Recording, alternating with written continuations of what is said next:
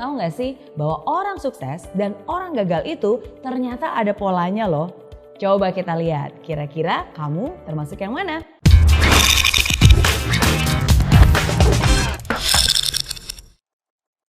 Apakah kamu ingin sukses?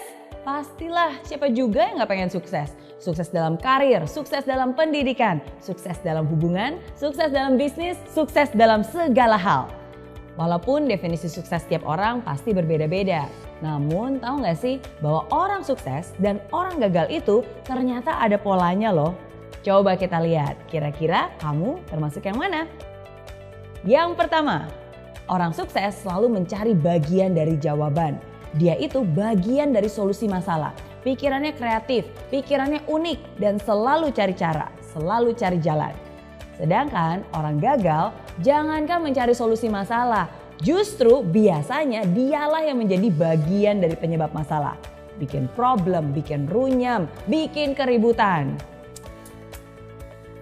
Hal kedua, orang sukses selalu mau belajar. Mereka terbuka terhadap segala macam informasi baru dan mereka itu mau menyerap bagaikan spons.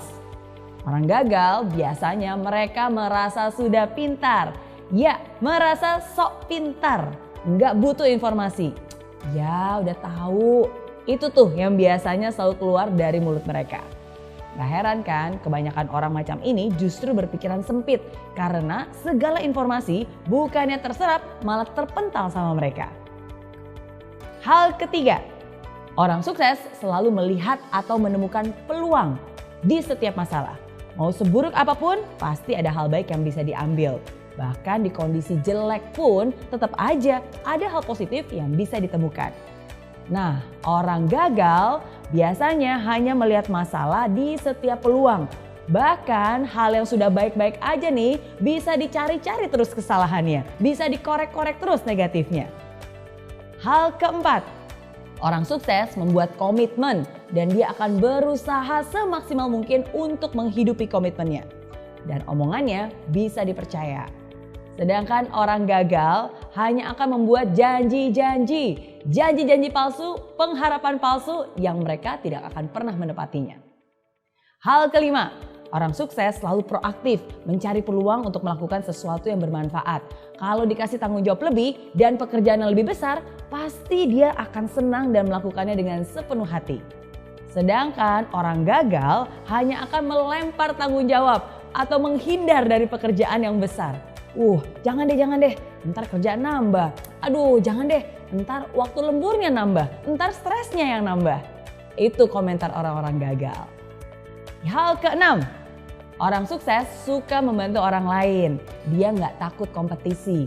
Bersama-sama mereka bisa raih kemenangan. Karena orang sukses yakin bahwa kesuksesan itu bisa dicapai dengan lebih mudah bila dilakukan bersama-sama. Saling bantu-membantu untuk bisa meraih impian yang dicita-citakan. Sedangkan orang gagal nih cenderung meraih kemenangan dengan cara menjatuhkan orang lain. Hal yang dipikirkannya adalah, gimana ya caranya menang supaya saya bisa ngalahin orang itu? Gimana caranya supaya saya bisa naik setinggi-tingginya sedangkan orang itu bisa jatuh terinjak-injak? Dan lebih parah lagi nih, orang gagal itu selalu senang lihat orang lain susah dan susah lihat orang lain senang. Hal ketujuh, orang sukses kalau salah ya ngaku. Dia akan memperbaiki diri, dia akan rendah hati dan mau belajar lagi. Orang gagal boro-boro terima kritikan. Orang udah jelas-jelas salah aja pasti gak mau ngaku. Biasanya hanya menyalahkan orang lain. Kenapa belum sukses? Bukan salah saya. Salah bosnya, salah anak buahnya, salah istrinya, salah tetangganya. Semua salah. Kecuali dirinya sendiri. Itu ciri orang gagal. Nah, itu dia bedanya kebiasaan orang sukses dan orang gagal. Kalau kamu kira-kira termasuk yang mana nih? Kalau kamu telah memilih mental seperti orang sukses, bagus. Pertahankan itu dan bahkan tingkatkan.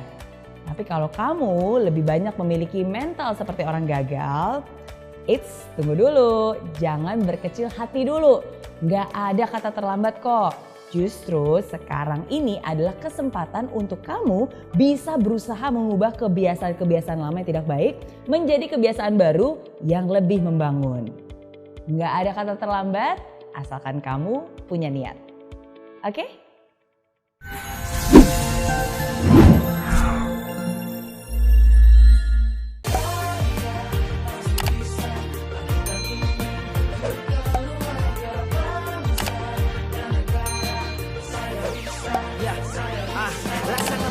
tanpa hujan, hidup tanpa tujuan, kering dan mati tanpa hijaunya tumbuhan.